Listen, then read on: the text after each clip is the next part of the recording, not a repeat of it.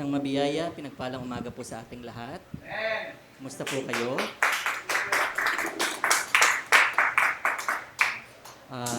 Sa mga Pilipino nga daw po, it's 12 days to go before Christmas. And Merry Christmas po sa ating lahat. Sige po, tayo po ay magsitayo at mapagsama-sama po tayo ng Panginoon sa umagang ito.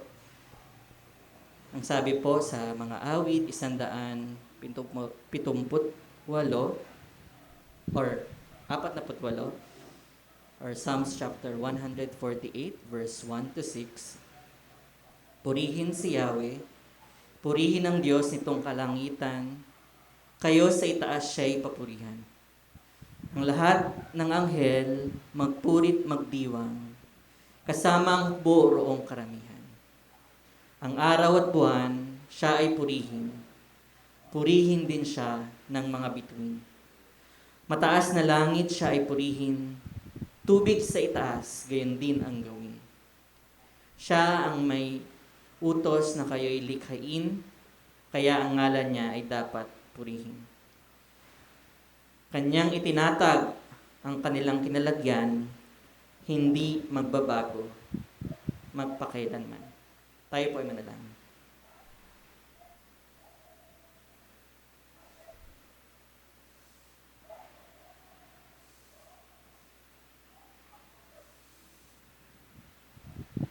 Panginoon naming Diyos, kami po ay nagpupuri at nagpapasalamat sa inyong kabutihan, sa inyong mga nagawa sa aming mga buhay, sa mga biyaya, mga pagpapalan niyo sa amin, nagpapasalamat po kami.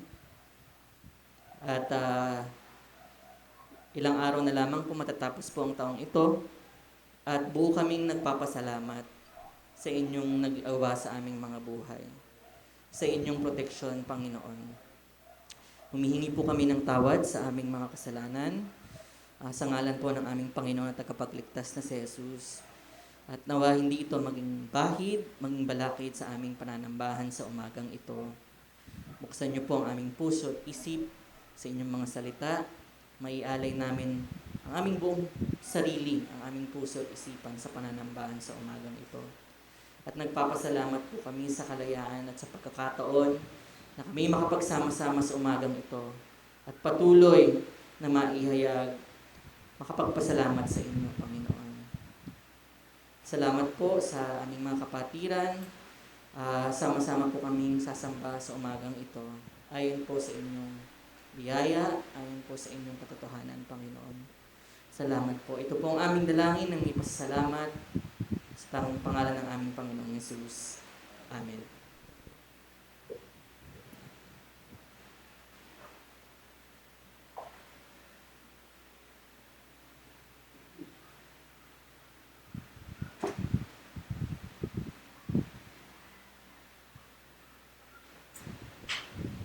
Magandang umaga po sa bawat isa. At tayo po ba ay may magandang umaga?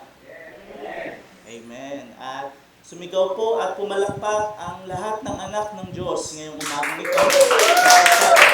Dapat siyang purihin sa araw na ito. Sabi ng mga alagad ni Jesus, Panginoon, turuan mo kaming manalangin. Hindi namin nalalaman kung paano manalangin. At ang tugon ni Jesus, dapat ganito kayo manalangin. Ama namin na nasa langit, sambahin ang ngalan mo. Mapasa amin ang kaharian mo dito sa lupa para lang sa langit. Bigyan mo kami ng aming kakanin sa araw-araw at patawarin niyo kami sa lahat ng aming kasalanan gaya ng pagpapatawad namin sa nagkakasala sa amin. Huwag niyo po kaming yahilin tulad sa tukso at ihadyad mo kami sa lahat ng masama. At muli, Panginoon, sa umagang ito, aming aawitin ang Our Father bilang isang magkakapatid.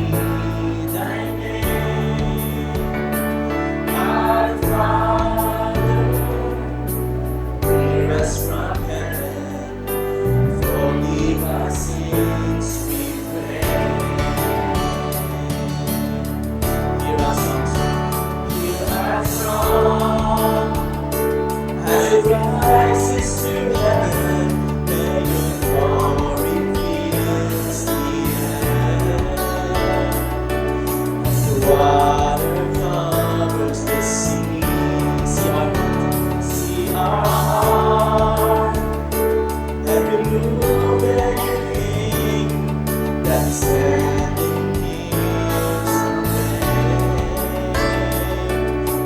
Come to You we pray. Our Father, who art in heaven, hallowed be Thy name. Our Father, forgive our sins, we pray.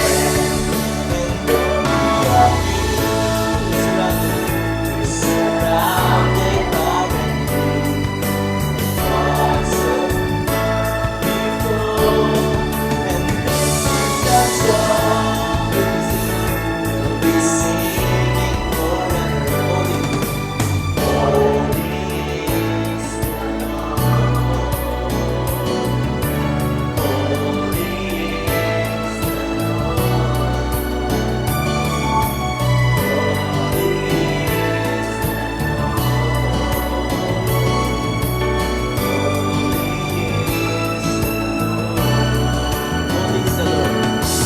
Holy is the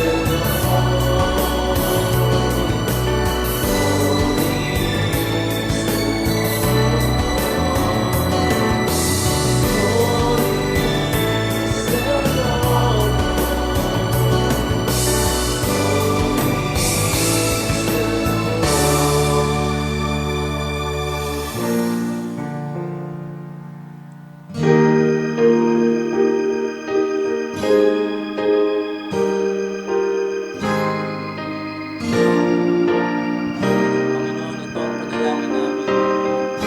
Sa kalagitnaan namin, imaranasan kami patuloy, Panginoon, ang iyong presensya. Marami pong salamat sapagkat napakabuti mo sa amin at hindi niyo po kami pinababayaan, Panginoon. Salamat, Panginoon, sa nakaraang linggo. Pinoprotektahan niyo kami, Panginoon, sa lahat. Our Father, who art in heaven, hallowed be Thy name. Our Father, hear us from heaven, forgive our sins, we pray. Who art in heaven, hallowed be Thy name. Our Father, forgive our sins, we pray. Lord, cleanse us our sins. Forgive our sins, we pray. Forgive our sins, we pray. Panginoon, maraming salamat sa iyong pagpapatawad. Salamat, Panginoon, sapagkat tinawag mo kaming mga anak mo sa mga maniniwalag sa iyo. Salamat, Panginoon.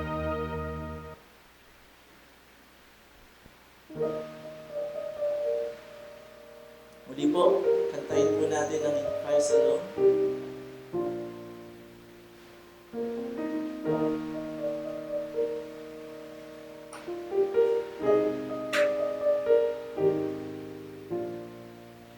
In Christ alone, our hope is found. He is my light, my strength, my song. This cornerstone, this solid ground, firm through the fiercest drought and storm. What heights of love, what depths of peace, when fears are stilled, when striving cease. My comforter, my all in all, here in the love of Christ I stand. In Christ alone. In Christ alone, who took on flesh, fullness of God in helpless pain. This gift of God righteousness, scorned by the ones he came to save. Till on the cross, as Jesus died, the wrath of God was satisfied. For every sin on him was laid. Here in the death of Christ, I live. Panginoon, sa kamatayan mo kami mabubuhay, O Diyos.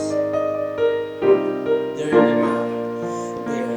in the ground, slowly lay. Light of the world, by darkness lay.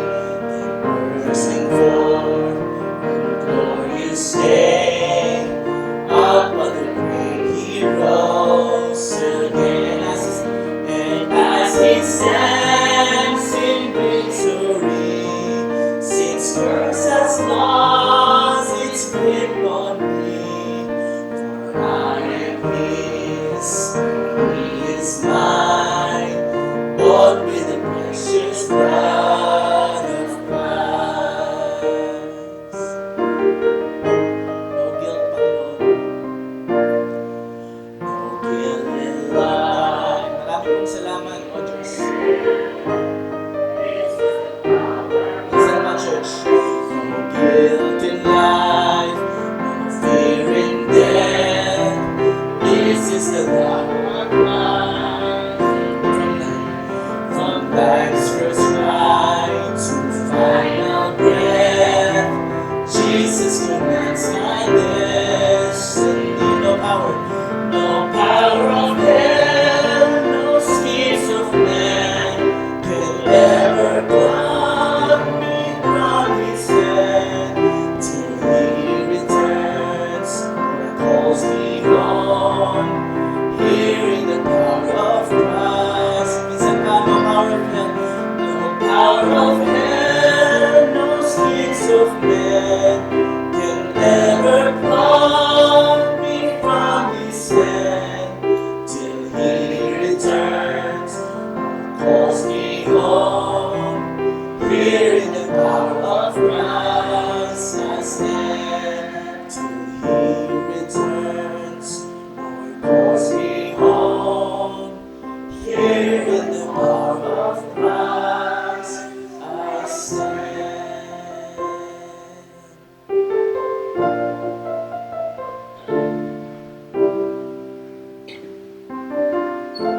Binabalik ko po muli ang mikropono sa ating pagpili para sa pagbasa ng pahayag ng Panginoon ngayong araw.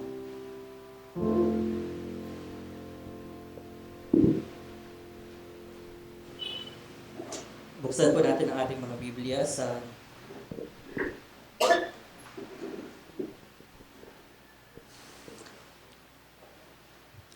Lucas 1:26 hanggang 38. Luke chapter 1 verse 26 to 38. Mula po sa ang mabuting balita Biblia.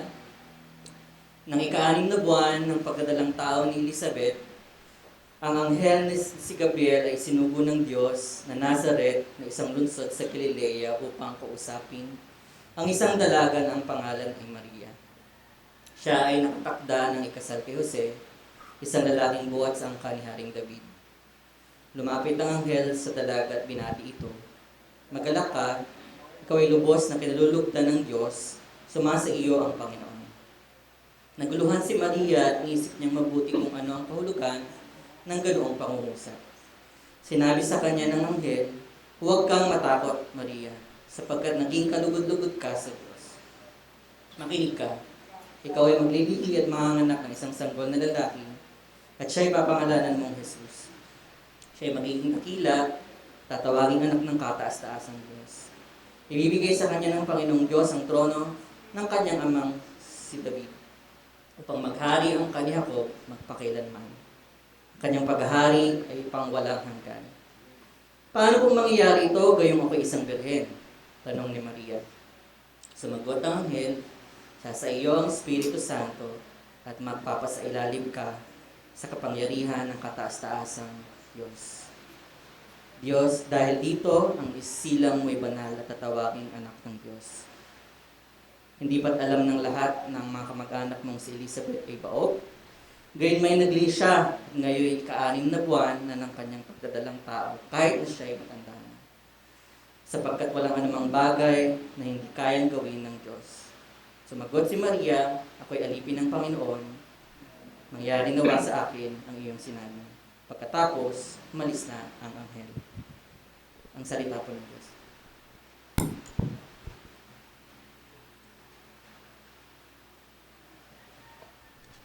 Manatili po tayo nakatayo upang awitin ang Speak, O Lord, para mangusap sa atin ang salita ng Diyos ngayong umaga.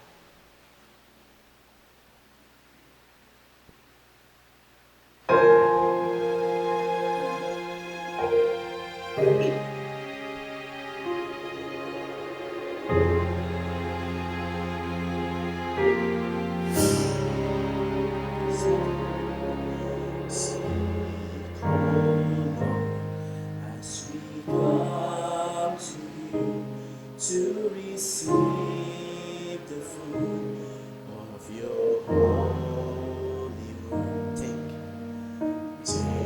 your truth, plant it deep in us, shape and fashion us in your likeness.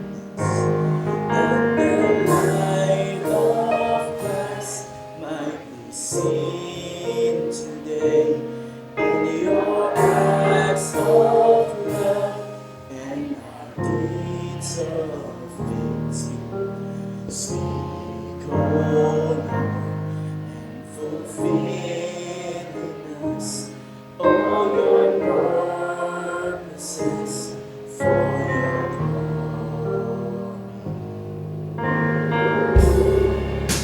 Sa Church, gawin natin. Panginoon, turuan mo kami ngayong araw. Teach us not full obedience, holy reverence, true humility. Test our thoughts, and our attitudes in the radiance of your beauty.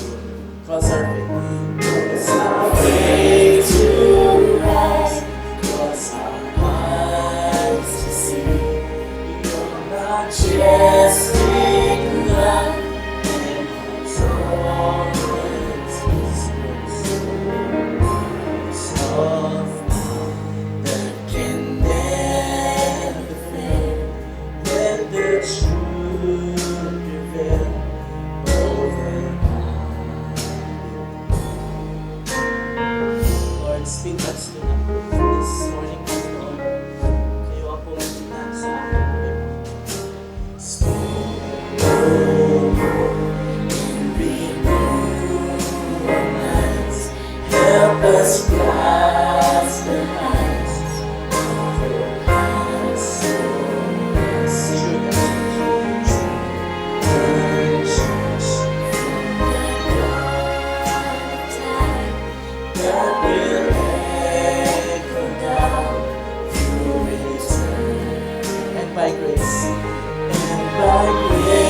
we'll stand on your promises, and by faith we'll walk as you walk with us. Speak, O Lord, till your church is near, and the earth is filled with your glory. Panginoon, kayo ang mapagpala. Iyong salita ay umagat ito sa aming buhay. Help us to receive your word this morning in the mighty name of Jesus.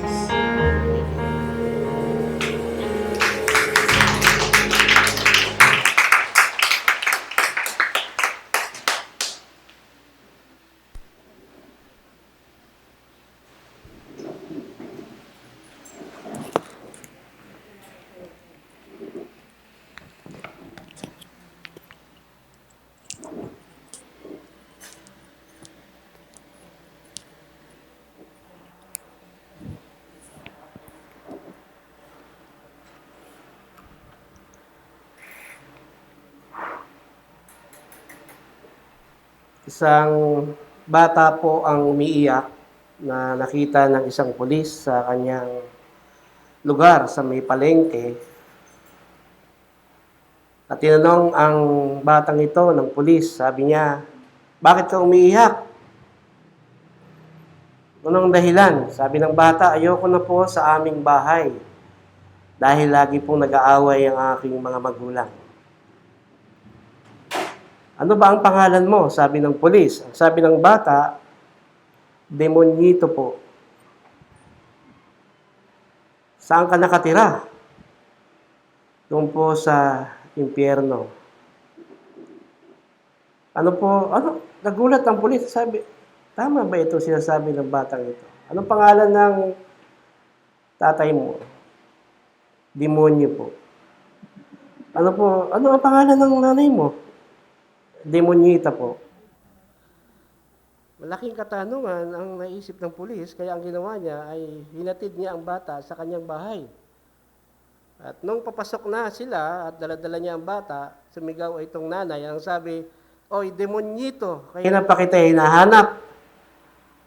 Bakit ngayon ka lang nagpakita?"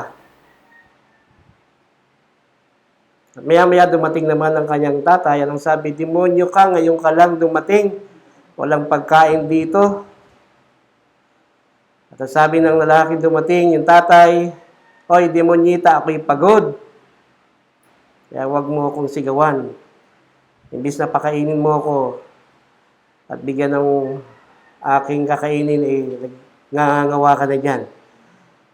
Tuloy pa rin sa salita ang babae at ang sinabi ng lalaki, makaalis na nga sa impyernong bahay na ito.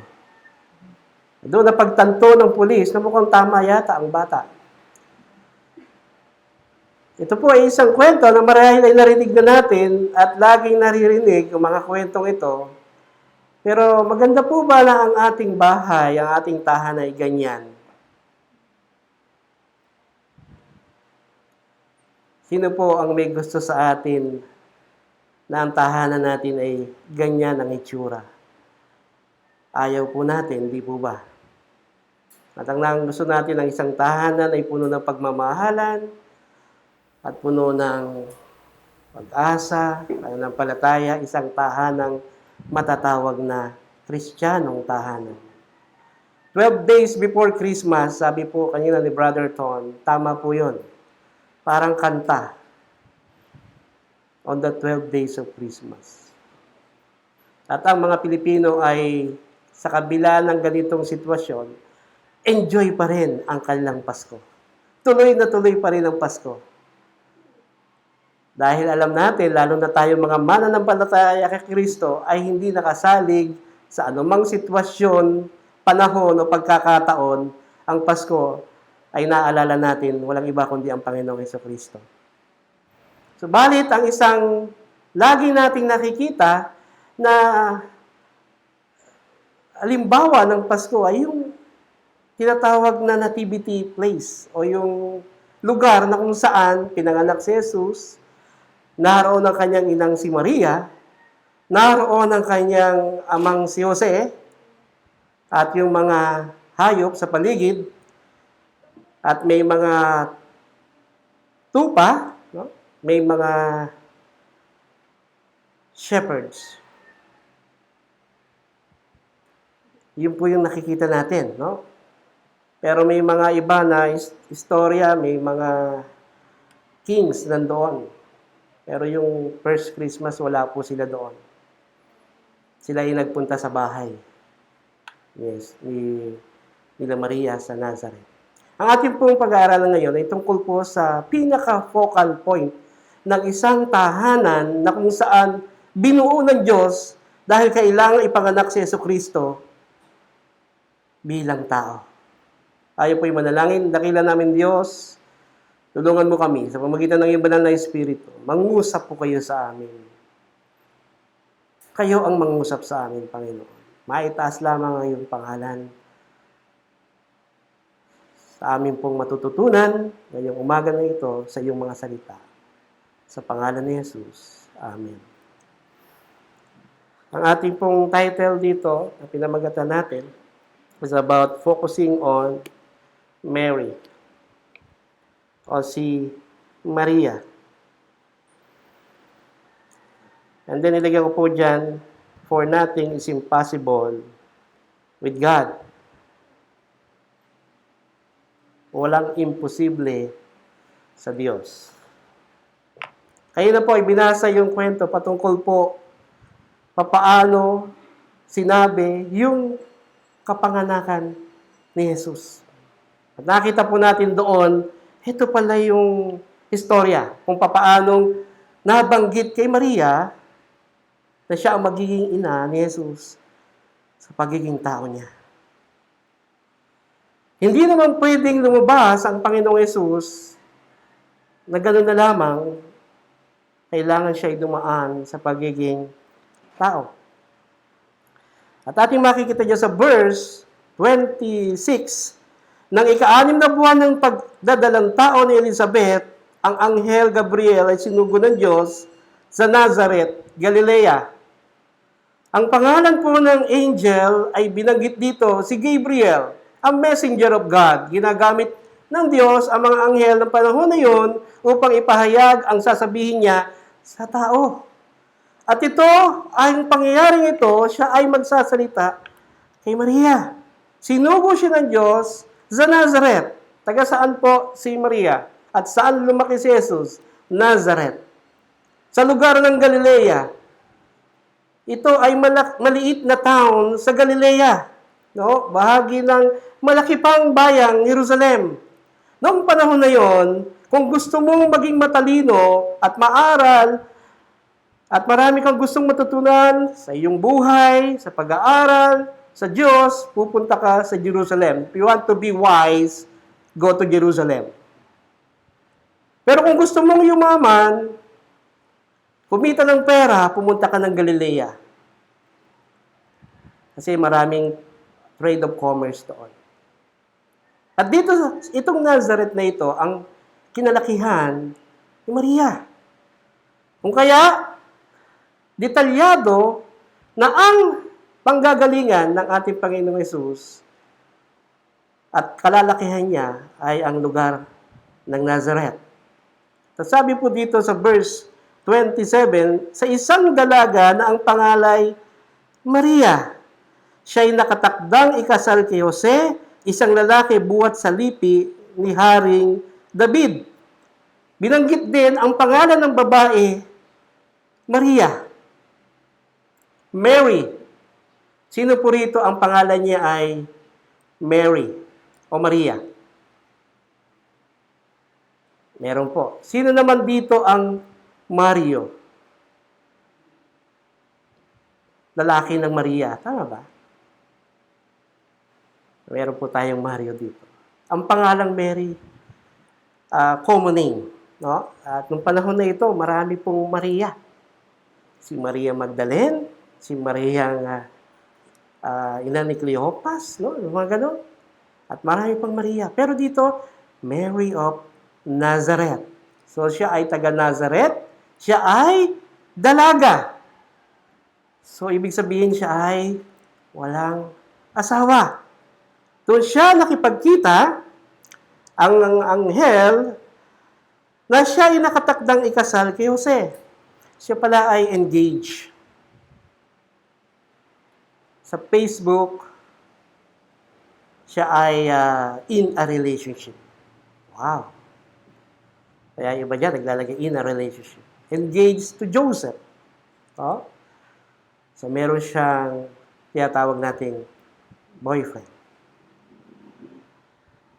At siya, paglapit ng anghel sa kinaroroonan ng dalaga sa verse 28, binati niya ito, matuwa ka, ikaw ay kalugod-lugod sa Diyos, wika niya, sumasa iyo ang Panginoon. Una natin makikita niyan, Mary received special grace from the Lord. Napaka-special nung sinabi na yon ng angel sa kanya. Ano po ang sabi? Pwede yung makitaas ng konti. Nahihirapan po ako. May salamin ko kasi hindi ko mapansin. Sabi po dito, paglapit ng anghel sa kinaroonan ng dalaga, binati niya ito, matuwa ka, ikaw ay kulugod-lugod sa Diyos, Wika niya, sumasa iyo ang Panginoon. The Lord is with you. Ang Panginoon is nasa iyo. Greetings!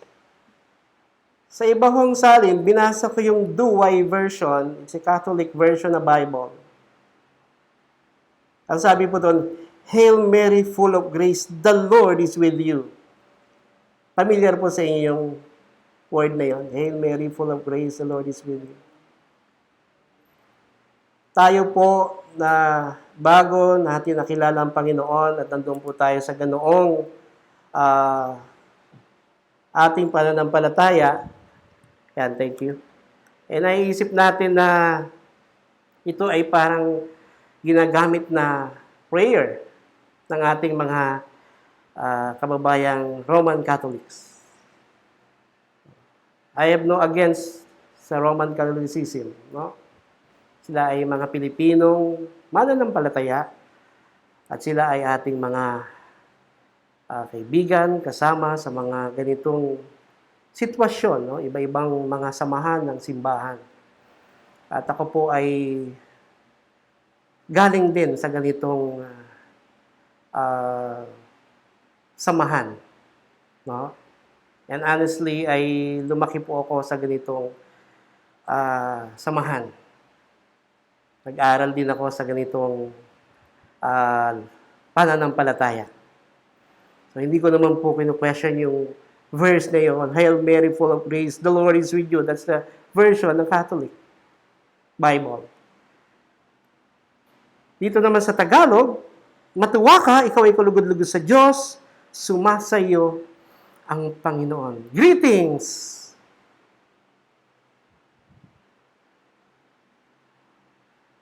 Sumasayo ang Panginoon. It's a very great napakalaking biyaya na matanggap. Na sabihin sa'yo ng angel, ako'y mapalad. Blessed is me. Ako ay pinagpala. Sabihin niyo sa katabi niyo, pinagpala ka. Ang sarap, marinig, mapalad ako. Ang favor ni God nasa akin. Ang biyaya ng Diyos ay nasa akin. Ito yung message na binigay ng angel kay Maria. At sabi doon, matuwa ka. Ikaw ay kalugod-lugod sa Diyos. Yun yung message na unang sinabi ng angel Gabriel sa kanya. Kung ikaw ay isang dalaga at mayroong ganitong sasabihin ng angel sa iyo, aba, kakaiba ito ah. Bakit niya sinabi ito sa akin? Because nakita ng angel Gabriel na mayroong special sa buhay ni Maria. Kakaiba. Dahil naiisip natin ang isang dalaga ay talagang maganda ang kanyang buhay bilang dalaga. Sa atin, sa Pilipino, dalagang Pilipina. At marami po ang mga Pilipino, lalaki, na gusto niyang mapangasawa ay may mga ugaling dalagang Pilipina. Tama po ba mga kalalakihan? Yung ano ba ugali ng dalagang Pilipina? Sa pananamit, makikita mo. Sa kanyang pagsasalita, maririnig mo. Sa kanyang pagkilos sa bahay, kitang-kita ang pagiging dalagang Pilipina. Napakagandang halimbawa ng isang babae na mayroong ganito sa panahon ngayon. At ito yung mga gusto ng mga lalaki. Dahil kapag maganda ang kanyang ginagawa sa kanyang pamumuhay, tiyak, magiging magandang nanay siya sa pamamahala sa kanyang tahanan. Kaya mga kalalakihan, nahanap kayo ng ganyang mga babae. Pero sabi ng mga kalalakihan, wala na yatang ganyan ngayon. Pag nakita mo pananamit, iba na. Pag nagsalita, iba na rin. Iba na rin ang pagkilos. Nawala na ang pagiging dalagang Pilipina. Pero salamat dito sa ating sinasabi na ito, binubuhay natin na ang isang dalaga ay ganito dapat ang maging ugali, ganito ang kanyang pamumuhay. At nakita ni Angel Gabriel, may ganito si Maria. Marami namang dalaga sa Nazareth. At ang mga hinula ni Isaiah ay virgin. Sa Isaiah chapter 9 verse 6, Isaiah chapter 7 verse 14, naroon, ipapanganak ang tagapagligtas na si Jesus sa isang virgin. Walang pang nangyayaring sexual relasyon sa ibang lalaki. Exemplary ang buhay ni Mary. Amen ba? We honor Mary. Ginagalang natin siya. Indeed, she is blessed. Tinatanggap nating blessed si Maria. Dahil nakakitaan siya ng ganoong karakter ng Panginoon, kaya siya ang gagawing ina ng ating Panginoong Hesus. Special grace. Pangalawa, Mary received favor from God sa verse 30. Sabi po dito sa verse 30, kaya't sinabi sa kanya ng anghel, huwag kang matakot, Maria, sapagkat kinalulugdan ka ng Diyos. Nung banggitin ito sa kanya, natakot si Mary. Nagulamihanan siya. At inisip niya mabuti, ano ang kahulugan nung sinasabi sa akin ng angel? Ibig sabihin si Mary ay meron ding ganoong relasyon sa Diyos noon pa, bago niya siya kinausap, na malapit din siya sa Panginoon. Kasi nagtanong siya sa sarili niya, ano kaya ang ibig sabihin ng mensahe na ito sa akin ng angel na ito? Naroon yung kanyang takot. Alam niyo po, kapag kinakausap ang mga tao ng panahon na yun ng angel, matakot ka. Ibig sabihin, pwedeng yung angel na yun ay magdadala sa iyo ng kamatayan, physical, or may masasabihin sa iyo. Pero ito, by this time, hindi naman siya namatay. May babanggitin sa kanya. May sasabihin maganda ang sinabi na ito ng Angel Gabriel. Kaya siya ay natakot. Ano ba ito? Ano bang ibig sabihin, blessed is me? Ano bang ibig sabihin, the Lord is with you? Ano ba itong tumanggap ako ng punong-puno ng biyaya? And then, the angel, sabi doon sa verse 30,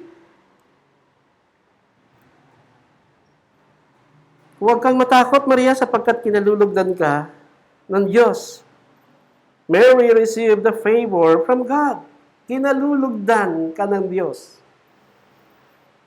Aba, ang ganda nito. Natawagin kang kinalulugdan na God's favor is in you. Kanina sinabi natin sa katabi natin, mapalad ka. Pakisabi ulit, kinalulugdan ka ng Diyos. Wow! Ang sarap, di po ba? Nalulugod ang Diyos sa akin. So ito pong si Maria ay hindi lang maayos sa kanyang pamumuhay, kundi ang Diyos ay nalulugod sa kanya. Exemplary ang kanyang ugali. Dahil nalugod ang Diyos sa kanya. Sa dami ng mga dalaga sa Nazareth, kay Maria, binigay yung favor of God. Kinalulugdan ng Diyos. And then, ito po ang sabi ng angel sa kanya, makinig ka, ikaw ay maglilihi, manganganak ng isang lalaki at siya'y tatawagin mong Jesus. Magiging dakila siya, tatawaging anak ng kataas-taasan, ibibigay sa kanya ng Panginoon Diyos ang trono ng kanyang amang si David. Maghahari siya sa angkan ni Jacob, magpakailanman, at ang kanyang paghahari ay walang hanggan. Ang ganda. Makinig ka. Listen, Mary, hindi ka lang kinalulugdan. May babanggitin sa iyo ang Diyos. Ikaw ay maglilihi, manganganak ka ng lalaki at siya'y tatawagin mong Jesus. At si Jesus na ito ay magiging dakila, anak ng kataas-taasan, ibibigay sa kanya ng Panginoon Diyos ang trono kanyang amang si David. Maghahari siya sa angkan ni Jacob. Magpakailanman. At ang kanyang paghahari ay pang walang hanggan. Nakita po natin doon yung favor ni God kay Mary. At kung ito ang sinabi sa kanya, isipin niya, ano ito? At in-explain sa kanya ni Angel Gabriel, wow, ako? Ikakaanak? At itong magiging anak ko, magiging hari? Gagpakailanman? Itong magiging anak ko, yung magiging tagapagligtas, dakila sa lahat. Ano kaya ang pakiramdam ni Mary nung sabihin ni Angel Gabriel yun? Di po ba mga nanay, kapag tayo may isang anak na nagtatagumpay sa buhay, di ba tuwan-tuwa tayo? Pinupost pa nga natin yung mga medals na natanggap niya eh. Pinupost pa ho natin lahat ng mga grades niya. Pinupost po natin lahat ng mga achievement niya. Bilang isang nanay, tuwang-tuwa tayo sa ating anak na ganito.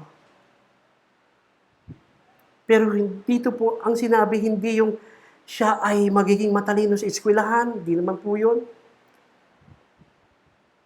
Pero kakaiba, binabanggit ni Jesus. Siya'y maghahari, magpakailanman. Siya'y dakila. Siya ang tagapagligtas.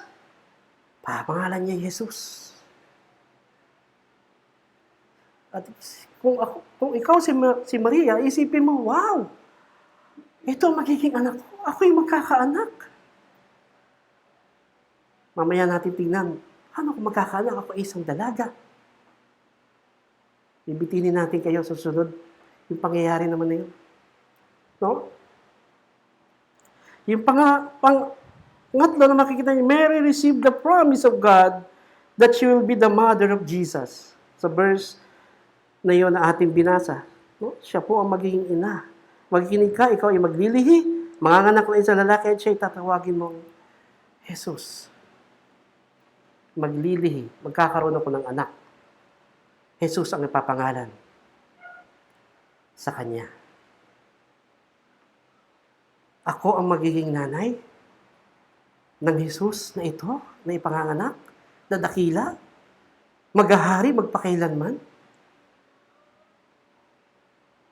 At marahil pagtatanong si Maria doon. Una, marahil ang isip niya, paano ko magdilihi? Ako yung isang dalaga. Wala akong anumang relasyon sa anumang kalalakihan. Pagkatapos, paano yun? Ako ay ikakasal na kay Jose. Marahil yun ang naisip niya. Paano ito? Paano na lang ang mangyayari sa akin? Ako'y papatayin, babatuhin hanggang mamatay kasi manganganak ako, walang tatay ang ipanganganak ako. Dahil nung panahon na yun, kapag ikaw ay buntis at manganganak ka nang walang ama, ang hatol sa iyo, pamatayan. Adultery agad. Dalaga ka at manganganak. Wala naman, hindi pa kami nagsisibing ni Jose. Paano pa ito pag nalaman ng aking boyfriend? Ikakasal na kami. Yung word na betrothal dyan, engage kami. Nung panahon na yun kasi ang ligawan hindi yung katulad ngayon eh. Chat-chat, mamaya boyfriend mo na girlfriend, hindi yung, noon hindi kayo nakikita. Halos 1 taon hindi kayo nakikita, pero kayo magkasintahan. Hindi kayo nakikita, wala kayong mga balita sa isa't isa. Ganoon ang relasyon noon eh. Napaka-pure. Dahil kapag araw na ng kasal, alam ng lalaki na ang babae ng aking pakakasalan ay walang kahit anumang relasyon. Bakit? Mayroong batas na kapag ikaw ay nabuntis ng walang lalaki, papatayin ka, babatuhin ka, stoning to death. Buti walang batas ngayon sa Pilipinas na ganito.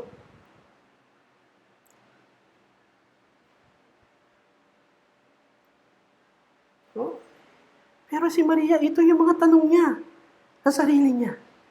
Ang isang nanay na naglilihi, marami rin tanong. Di ba? Saan ba ako magpapacheck up?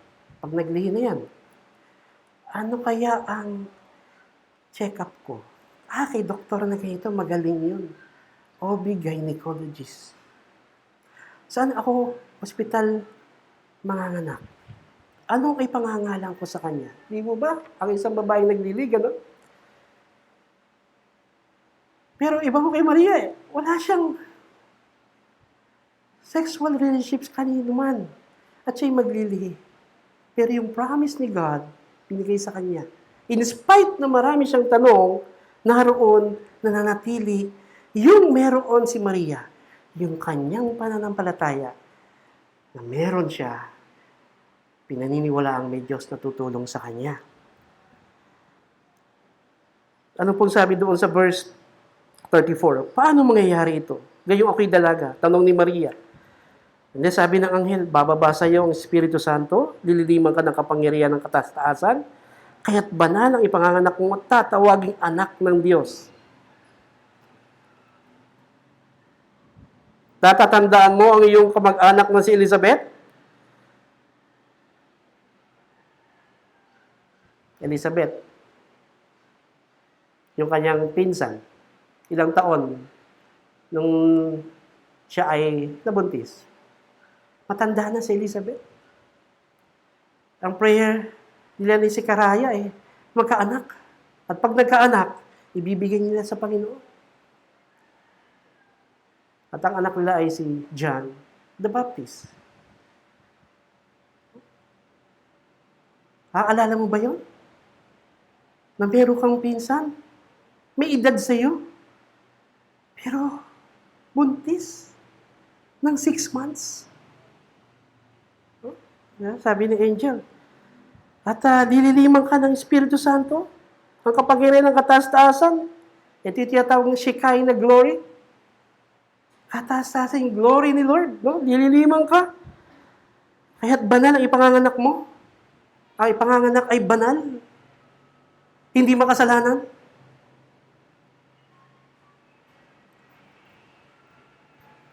Sa mga nais pang bulay-bulay dito, kasi tatagal po tayo. Baka umabot tayo ng pastos eh. Nakita ko yung post ng isang kapatid, got questions about yung pag-ilihi ni Maria. Pwede niyong basahin yun. Yung about Immaculate Conception. Immaculada Conception. Got questions. Maganda po yun. Para lalo nating maunawaan ito. Hindi ko natin ma-explain talaga ng matagal ito. Pero ang kahalagahan po nito ay ito'y gawain ng Diyos. At walang imposible sa Diyos. Sabi po dito sa verse 37, sapagat walang hindi mapangyayari ang Diyos. Yun po yung nilagay ko. Nothing is impossible with God. May imposible ba sa Diyos? Genesis chapter 18, verse 14. Meron din pong ganitong sinabi ang Diyos. Tingnan po natin sa Genesis. Hindi ko lang ho nailagay dyan yung text na yan. Pero Genesis chapter 18, verse 14.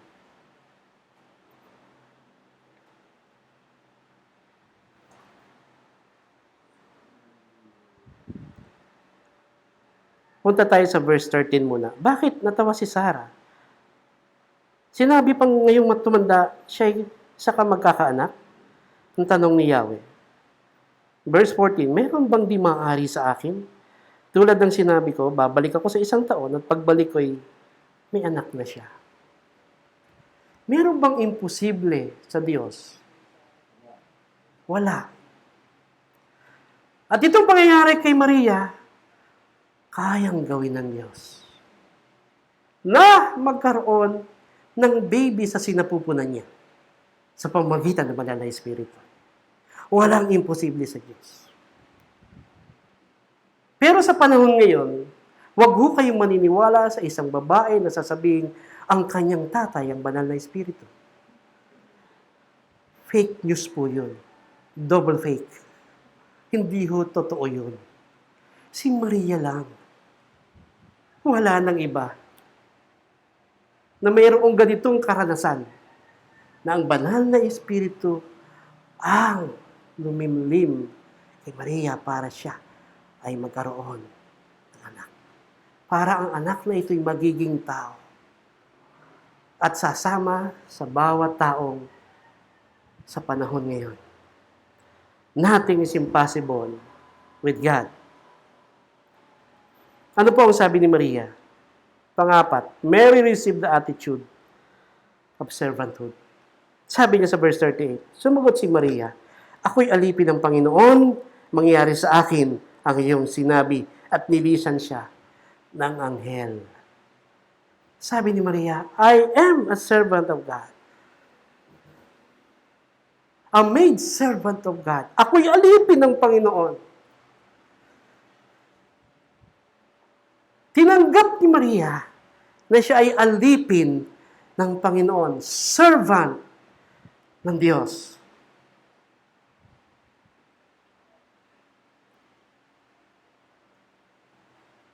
We honor Mary, but we worship Jesus. Ginagalang natin si Maria. Yung kanyang karakter, yung kanyang buhay, nakita natin dito. Pero ang pagsamba ay sa Panginoon lamang. This week, last December 8,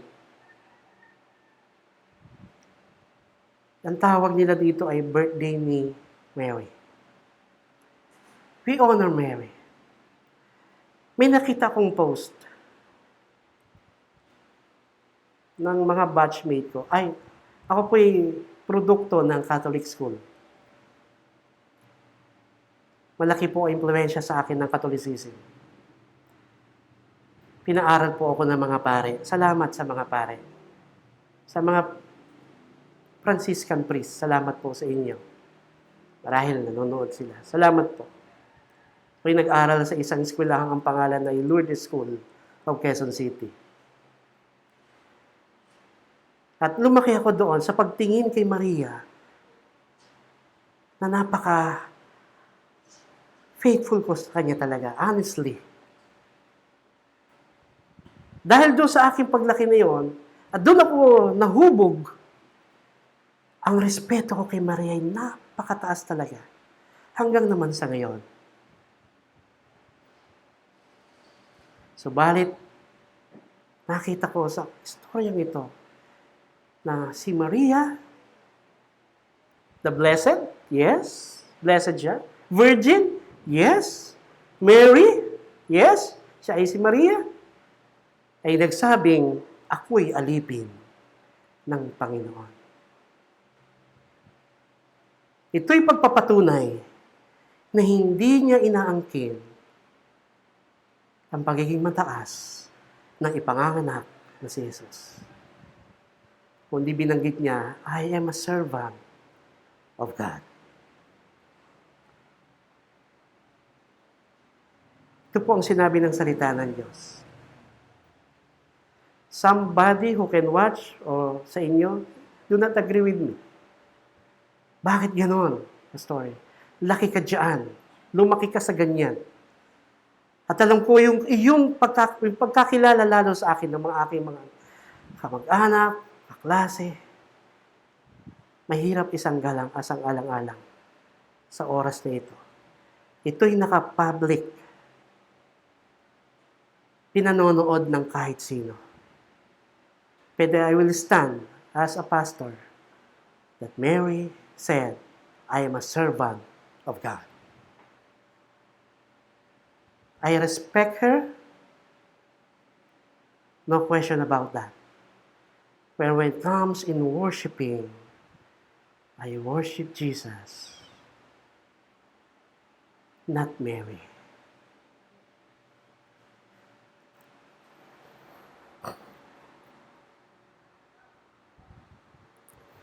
Ano ang ating matututunan po dito?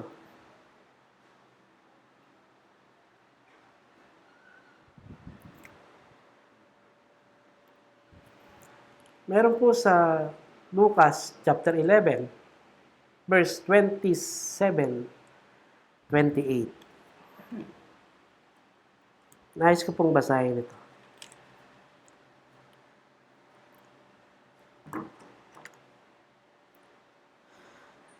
Samantalang nagsasalita si Jesus, may isang babaeng sumigaw mula sa karamihan na nagsabi sa kanya, "Mapalad ang babaeng nagdala sa inyo sa kanyang sinapupunan at nagpasuso sa inyo." Verse 20. Ngunit sumagot siya, "Higit na mapalad ang mga nakikinig na salita ng Diyos at tumutupad nito." Sinabi ng Panginoong Yesus, hindi naman niya sinabing hindi mapalad si Maria. Naging mapalad siya dahil siya ay naging nanay ni Jesus. Pero sabi niya, mas higit na mapalad ang nakinig ng kanyang salita at tumupad ng kanyang salita. Hindi lang pinakinggan, sinunod din. Salamat kay Maria. Sinunod niya ang salita na mensahe sa kanya ng Diyos. I am the servant of God. Sa mga verses na darating, makikita niyo po yon sa kanyang tinatawag na Songs of Mary, yung Magnificat. At nakikita natin doon yung kanyang pagbibigay ng papuri, pagsamba, at pagbibigay ng mataas na parangal sa ating Panginoong Yesus. Si Maria po ang nagsabi noon. Minahal ba ng Panginoong Yesus ang kanyang nanay? Opo, minahal niya si Maria. On the last ng kanyang buhay sa cross, Mary was there. At sabi niya kay John, yung kanyang alagad na minamahal, "Behold, mother, this is your son. Mother, this is your son. Son, this is your mother." Binigyan niya ng special na pag-aalaga ang kanyang nanay. At ito'y tinransfer niya kay John. "Alagaan mo nanay ko." Mahal niya ang kanyang ina na si Maria. Pero si Maria, ang kanyang sinamba ay ang kanyang anak na si Jesus. Doon sa cross ng Calvary, nakita niya yon. At pagkatapos na si Jesus ay nabuhay na muli sa Book of Acts, si Maria ay naroon din at nakita niya ang kanyang anak na nabuhay na muli. The promise that for nothing is impossible with God was given to Mary. It's the same promise to us this time of pandemic. With God, all things are possible. Amen. Tayo po'y manalangin. Dakila namin Diyos, salamat po sa iyong mga salita. At ang salita mo'y hindi mababago. Ito po, Panginoon, ang iyong salita. At sinabi mo, Panginoon, mapalad ang pinakinggan ng iyong salita at ipinamuhay ito. Mas mapalad ang mga taong gagawa nito, Panginoon. Salamat po kay Maria. Salamat po sa kanya. Indeed, she is blessed, virgin, at yun ay mga karakter niya, Panginoon. Nire-respeto ko po, Panginoon, si Mary bilang naging instrumento ng iyong anak na si Jesus. Salamat po sa kanya. Nawa, marami pang Maria sa panahon ngayon, lalo na sa mga kababaihan, ang makuha ang karakter niya upang makita namin, O Diyos, na siyang magandang halimbawa na ginamit mo para sa iyong anak na si Jesus. Pero O Diyos, salamat po, ang aming pagsamba, itutuon namin sa Kanya lamang ang aming tagapagligtas. Dakila sa lahat, walang iba, kundi ang bida ng Pasko, ang pinakasentro ng Pasko, si Jesucristo na aming Panginoon at tagapagligtas. Hindi po nawa kami mawala sa sentro ng Paskong darating na ito. Ang itataas lamang ay si Jesus bilang aming Panginoon tagapagligtas. Ang papuri at pagsamba ay sa iyo namin ibinibigay sa pangalan ni Jesus. Amen at amen.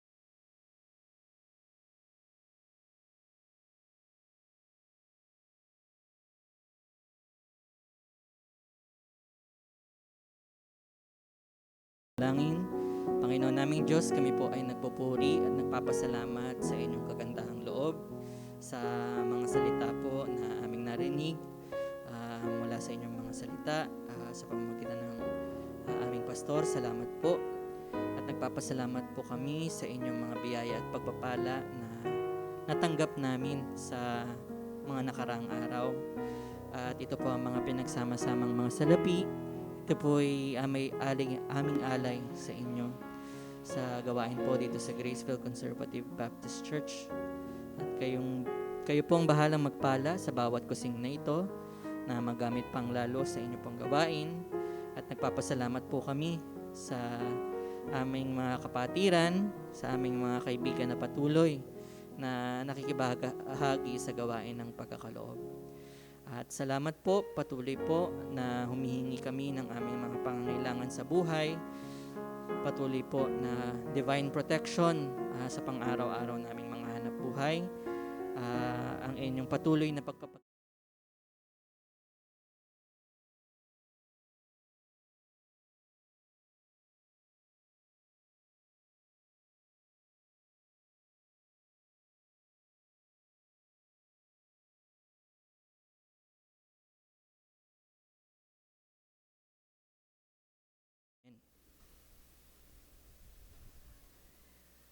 Happy birthday po kay kapatid na Vince Inigo sa December 17.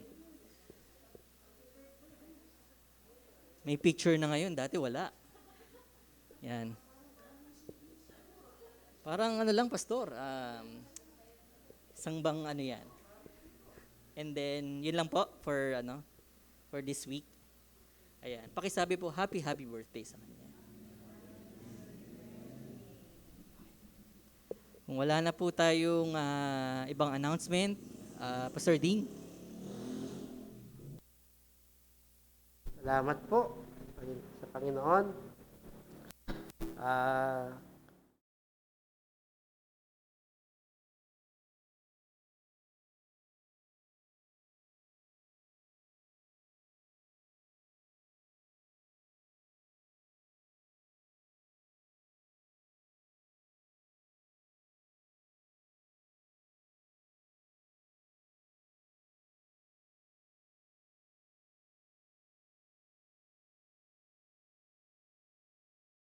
Indeed, maunawa naman ako ng aking mga batch. Kasi minsan pino-forward ko itong message nito sa kanila. At marami po ang nagtaka kung bakit po ako naging pastor. Sa batch namin. Pero anyway, salamat, no? Ang kanilang expectation ay marahil kaming mga graduate doon ay magiging part din ng simbahan, ng aming samahan. Pero wala po akong ibang ano doon, kundi yung ma-stand doon sa Word of God. So, LSQC, kung may forward man to, may makapanood, ito po yung aking stand bilang inyong batchmate dito sa ating samahan. Pax et bonum, Pax et bonum. Okay po, salamat sa Panginoon dahil naibigay na po natin yung mga relief goods na pinamigay ninyo, JCBC. Kami po ni Sister Myla ay nagpunta nung Friday. Salamat, sabi ng CBAP office. At natuwa sila na sa kabila ng hindi naman tayo mayamang simbahan. Sabi nila, kakatuwa naman, Pastor. Nagdala pa kayo ng may bibigay para sa mga nasalanta ng bagyo. So, kilala niyo po yung mga nagbigay dito ng mga damit. Hopefully, kasi yung cash, naggrupo na ko kami sa CBAP Norma na merong 159,000 na nasolicit para sa nasalanta ng bagyo nitong nakaraan. At honestly, ngayon, kahit December ho, patuloy pa rin silang nag-aayos ng bahay sa nangyari sa kanila. So, doon sa mga naitulong po natin, salamat sa Panginoon. At nadala po namin sa office ng CBAP sa kabila ng matinding traffic. Alam namin, Lord, dito kayo makakarating dito. Sa Mindanao Avenue kasi nagkaroon ng mga bus. Nagulat ako may bus. Libreng sakay ng Quezon City. So, dumagsa sila doon. So, anyway, at 12 days before Christmas, sabi ko, meron ba tayong Christmas fellowship? Mukhang hindi pa uma-agree ang ating DILG, no? At ang IITF, magkaroon ng gathering. Kami pong mga pastors na nag-celebrate ng aming fellowship by Zoom. So, nag-raffle-raffle kami. Parang may bilog doon, pinipindot-pindot. O, nanalo ka! So, nanonood lahat kami sa Zoom nung Friday ay Christmas fellowship namin ng CB Norma, no? So, kakaiba, no? Dahil napakahirap ng gano'n. Pero nairaos namin. So, tayo naman dito, pwede pa rin naman na gano'n din by Zoom. Dahil nga hindi pa ho tayo pwede magkaroon ng gathering. Quezon City ay 3 lang. No? Ang tao daw, narinig ko sa radyo, 3 person lang ang pwedeng mag-celebrate ng Christmas. Pabigat. Yung makikita ka sa labas, dapat 3 lang daw kayo. Hindi pwedeng marami. Ganun, katindi, no? Sabi ko, totoo kaya ito, yung by ordinance? Pero narinig ko po kayo sa radyo, 3 person. Sabi ko, paano magse-celebrate ng Christmas? Anyway, marami po, no? Kaya lang, kailangan nating mag-adhere, mag-submit sa authority natin. Mas matipid nga itong Christmas natin, no? Dahil wala tayong mga gastusin, no? Yung mga munito-munita o ano man yan. Pero sa biyaya ng Panginoon, may celebrate naman, ang meaning naman ng Christmas ay si Jesus. Wala namang iba. No? Yung ating pong mga Bible studies sa Gardenville, kaya po natin tinutuloy dahil yung lugar po nila ay napakaliit. Dito medyo malawak-lawak with the proper ano pa rin, no? Malayo. Kaya dito ho namin ginagawa after ng worship natin. So, ayaw ko namang maputol ho yun dahil yun po yung nagiging way ng kanilang pagkain spiritual. No? Pwede naman ho tayo mag-join. Ginagawa po natin dito kasi ho sila ay maaga, maabot kayo mga 11. So, nagdadala po sila ng makakain, may share. So, tulong-tulong ho nag-share ng food. Ngayon, may nagdala ng palabok, may dala ng sopas, lumpia. So, kanya-kanyang bunot lang mo sila para lang matuloy yung ating Bible study. Kasi napakahigpit ho dito sa kanilang lugar. Nasingil ako ng 20 pesos Mabigat. Nakalimutan ko yung resibo. Nagbayad ako nung paglabas ko. May resibo wala. Anyway po, at saka maliit lang yung lugar nila Sister Mercy, no? May mga makina kasi doon. So hindi ho kaya. Ang maatin po sa atin, no? Wala pa ho iba rito, no? Maabot po ng 12. So hindi ho talaga kami kaya, lalo ho kaming maano doon. So ako nag-suggest, baka pwedeng ho dito, layo-layo naman tayo para ma-feed naman spiritually kasi yung nasimulan na natin sila doon. So dito naman, no? And then umuwi naman kami kaagad ng alas 11. So yun po, pwede ho kayo mag-join, no? Ang mga taga-GCBC naman, join tayo sa food, meron po mamaya, at nasa series tayo ng John, no? Maganda yung pinost ni Pastor Pude, doon sa GCBC members, yung about chapter 3, yun po yung pinag-aaralan natin, ha? Ginawa ho siyang movie, maganda po yun, yung Son of God, about Nicodemus, nandun ho tayo Pwede ho kayong manood-nood din doon. Kaya lang, yung talagang walang internet, walang cellphone, talagang doon ho sa Bible study sa atin, no, na traditional. Ayan, okay lang po yun. So yun po, honestly, ang mga elders, wala po tayong Christmas party, ano po? Wala po. Exchange gift, wala rin. Kung gusto nyo magbigay na lang, abot nyo na lang bago umuwi. Pwede gano'n, no? Yun. Tapos, para ma-adhere o maka-submit tayo sa sinasabi ng ating authority. So, ngayon lang naman ho yan. Baka, hopefully next year, maging maganda na po yung ating Mga bata, wala pa rin. Namimiss ko po yung mga bata pag Christmas. May tanong lang po ako sa government, bakit po yung mga bata pwede sa bus at saka sa jeep, baby pa pong kalong-kalong, bakit po sa church hindi pwede? Well, question po, personal. Nakikita ko kasi sa restaurant ng mga bata kumakain. Isip ko lang bakit sa church hindi sila pwede. Yun lang po, personal ko lang. Kasi nakainggit ako Nakasakay ako sa bus, bababa yung isang pamilya, may baby pa. Hindi pala pwede pala ang baby at saka bata sa bus, taka sa jeep, taka sa restaurant. Pero sa church hindi pwede. Parang hindi ko makuha yung logic na yun, no? Anyway, ganun talaga. Kailangan natin, kasi nakakamiss din po ang mga bata pag Christmas. Sila yung mga kumakanta rito. So, yun po ay personal ko lang. Pero darating din ang panahon. Makakasama din natin yung mga batang yan na lagi nating nakikita kapag kaganitong Christmas, tawag doon, season. Salamat at pagpalain po tayo ng Panginoon. Tayo po itumayong lahat. Pagpalain po tayo ng Panginoon. Sa biyaya ng Panginoon, tayo po ay tumanggap ng kanyang pagpapala. Dakila namin Diyos, kami po ay nagpapasalamat. Bawat isa po sa amin, Panginoon, ay may daladalang pasasalamat sa iyo. At marahil may mga dalang panalangin na nais nilang dalhin sa iyo, Panginoon, ngayong umaga na ito.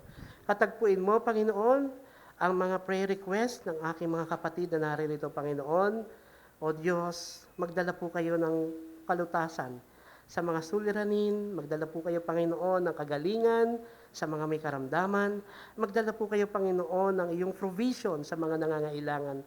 Katulad ng iyong pangako, Panginoon, ang iyong mga anak ay hindi mo pababayaan, hindi mo iwanan. Ipadama mo, Panginoon, sa bawat isa sa amin, ang iyong pagpapala at pagsama sa amin. Purihin ang iyong pangalan, O Diyos, at patuloy na ikaw ay aming sasambahin. Patuloy na panalangin sa aming bansa, O Diyos. Salamat po. Sa loob ng 9 na buwan na natili ang iyong mga salita ay napapakinggan. Hindi naging hadlang ito upang hindi po kami magsama-sama sa iyong fellowship, sa iyong pagsamba, Panginoon. At sa iba pang mga churches ngayon, Panginoon, na nagdiriwang ng iyong pagiging Diyos sa kanilang mga buhay. Purihin ka, O Diyos, sa iyo lahat ang papuri, sa iyo ang luwalhati, ikaw ang aming sinasamba at pinasasalamatan sa araw na ito at sa umagang ito. Nawa tayo ay lumapit sa Kanya na may paglapit ng pasasalamat. Ingatan tayo ng ating Diyos, nagmamahal sa atin. Pakabanalin niya tayo sa ating paglakat bilang mga mananampalataya. Sa Kanya ang papuri, sa pangalan ng Ama, ng Anak, at ng Espiritu Santo. Amen at amen. God bless you po. Kayo po ay